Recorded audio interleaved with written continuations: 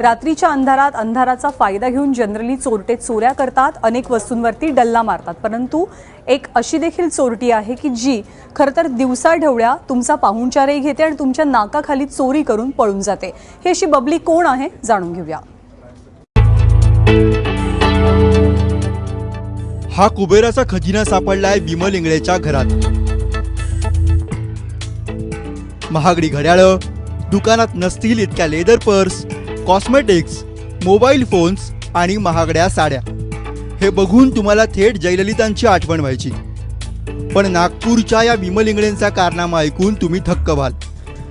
बाईंचा उद्योग एकच, छान साडी नेसायची, मेकअप करायचा, सजून धजून कुणाच्याही लग्नात घुसायचं, चोरी करायची आणि रफू चक्कर व्हायचं। सगळं उत्तम चाललं होतं, पण जुलै महिन्यात राऊत कुटुंबातील लग्नामुळे सगळं बिंग फुटलं। जुलै 2016 मध्ये कुसुमताई वानखेडे हॉलमध्ये लग्न समारंभाच्या दरम्यान एक बॅग चोरीला गेली होती। त्याच्यामध्ये सीसीटीव्ही फुटेज नुसार एक महिलेने ती चोरी केली असा एक संशय होता। त्यावरून आम्ही आजपर्यंत तपास केला आणि एका महिलेला अटक केली। तिचं नाव आहे विमल संगीत बाबू इंगळे। हे कौशल्यनगर पोस्ट आजनी हद्दीतील आहे आणि त्याचबरोबर त्या महिलेचा मुलगा जो आहे करण इंगळे म्हणून, त्यालाही आम्ही अटक केलेली आहे। पोलीस जेव्हा विमल इंगळेंच्या घरी पोहोचले तेव्हा अख्खं कुटुंब याच धंद्यात असल्याचं उघड झालं आणि सापडलेलं घबाड मांडताना अर्धा दिवस गेला। त्या महिलेच्या दोन्ही मुलांकडनं 2 चोरीचे मोबाईल जप्त करण्यात आले आहे।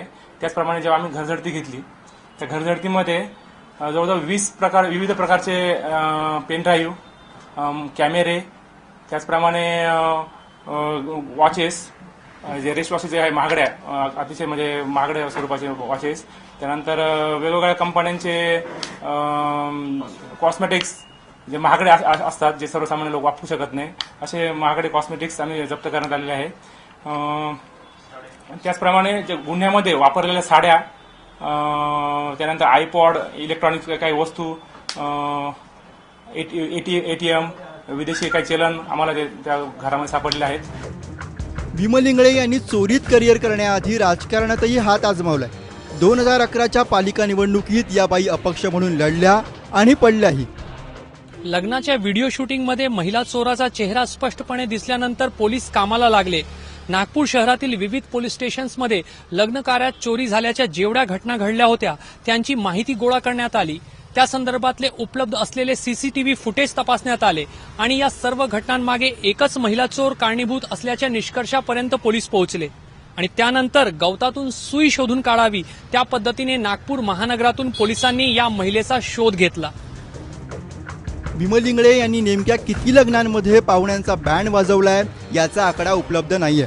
त्यामुळे तुमच्याही लग्नात पाहुण्यांचा ऐवज लंपास झाला असेल तर व्हिडिओ फुटेज चेक करा। कदाचित विमल इंगळेनं तुमचाही पाहुणचार घेतला असेल।